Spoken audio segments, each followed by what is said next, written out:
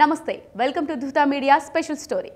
దేశ పార్లమెంట్లోనే కుదిపేసిన పౌరసత్వ సవరణ చట్టం మరోసారి వార్తల్లో నిలిచింది. సిటిజన్షిప్ అమెండ్మెంట్ యాక్ట్ ని సోమవారం నుంచే అమల్లోకి వస్తుందని కేంద్ర హోంమంత్రి అమిత్ షా ప్రకటించడంతో మరోసారి ప్రకంపనలు రేగాయి.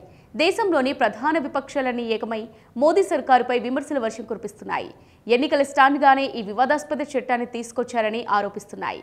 పౌరసత్వ సవరణ బిల్లు ముస్లిం వ్యతిరేక చట్టంగా అభివర్ణిస్తూ ప్రభుత్వాన్ని ఇరుకున పెడుతున్నాయి. అయితే తాము ఎట్టి పరిస్థితుల్లోనూ వెనక్కి తగ్గేదేలే అంటోంది అధికార బీజేపీ సర్కారు. మరి వారిని తలపిస్తున్న ఈ చట్టంలో ఉన్న నిబంధనలేంటి?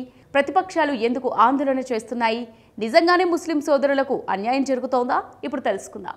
వివాదాస్పద పౌరసత్వ సవరణ చట్టమైన సిటిజన్షిప్ అమెండ్మెంట్ యాక్ట్ సోమవారం నుంచి అమల్లోకి వస్తుందని కేంద్ర ప్రభుత్వం సంచలన ప్రకటన చేసిన సంగతి తెలిసిందే. ఆ వెంటనే కేంద్ర హోంశాఖ గెజిట్ కూడా విడుదల చేసింది. 1955 నాటి చట్టంలో సవరణలు చేసిన మోదీ సర్కార్ 2019 డిసెంబర్లో పార్లమెంట్లో సిఏఏ బిల్లును ప్రవేశపెట్టింది. వెంటనే ఆ బిల్లుకు ఆమోదం తెలిపింది. 2020లో అమలు చేయాలని చూసినప్పటికీ దేశవ్యాప్తంగా పెద్ద ఎత్తున వ్యతిరేకత రావడంతో ఉపసంహరించుకుంది. తాత్కాలికంగా సిఏఏని పక్కన పెట్టేసింది. మరికొద్ది రోజుల్లో సార్వత్రిక ఎన్నికలు జరగనున్న వేళ మళ్లీ సిఏఏ అమల్లోకి తీసుకొస్తున్నట్టు కేంద్రం ప్రకటించడం కలకలం రేపుతోంది. దీంతో ఎవరికి నచ్చినట్టు వారు చట్టం గురించి ప్రచారం చేస్తున్నారు. దీంతో చట్ట లక్ష్యం సామాన్యులకు తెలియకుండానే పోతోంది. వాస్తవానికి పౌరసత్వ సవరణ చట్టం ప్రధాన లక్ష్యం శరణార్థులకు భారత పౌరసత్వం కల్పించడం.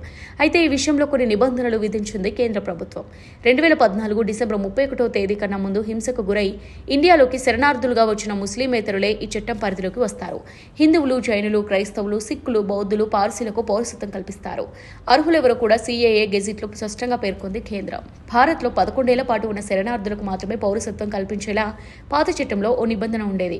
దాన్ని పూర్తిగా సవరించింది కేంద్రం.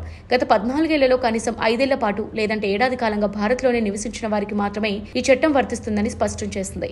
అయితే ఈ చట్టంలో గిరిజన ప్రాంతాలను మాత్రం మినహాయించింది. అస్సాం, మేఘాలయ, మిజోరం, త్రిపురను మినహాయించిన జాబితాలో ఉన్నాయి.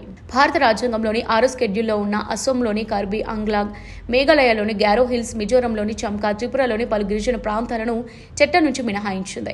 2019 డిసెంబర్లో జరిగిన పార్లమెంట్ సమావేశాల్లో ఈ బిల్ పాస్ అయిన వెంటనే ఈశాన్య రాష్ట్రాల్లో పెద్ద ఎత్తున ఆందోళనలు జరిగాయి. అయితే లోక్సభ ఎన్నికల ముందే ఈ చట్టాన్ని అమలు చేసి తీరుతామని ఇటీవల కేంద్ర హోంమంత్రి అమిత్ షా తేల్చి చెప్పేశారు. అప్పుడంటే కరోనా మహమ్మారి రావడంతో ఆగిపోయాం, కానీ ఈసారి మాత్రం ఎవరూ ఈ చట్టం అమలు కాకుండా అడ్డుకోలేరని ఘాటైన వ్యాఖ్యలు చేశారు. అనుకున్న విధంగానే లోక్సభ ఎన్నికలకు ముందే అధికారికంగా నోటిఫికేషన్ విడుదల చేశారు. దీంతో మరోసారి దేశవ్యాప్తంగా ఈ చర్చ రచ్చలేపుతోంది. ఇది వాళ్ళ స్పెషల్ స్టోరీ. మరో స్పెషల్ స్టోరీతో మళ్ళీ కలుద్దాం. Keep watching Dhruta media.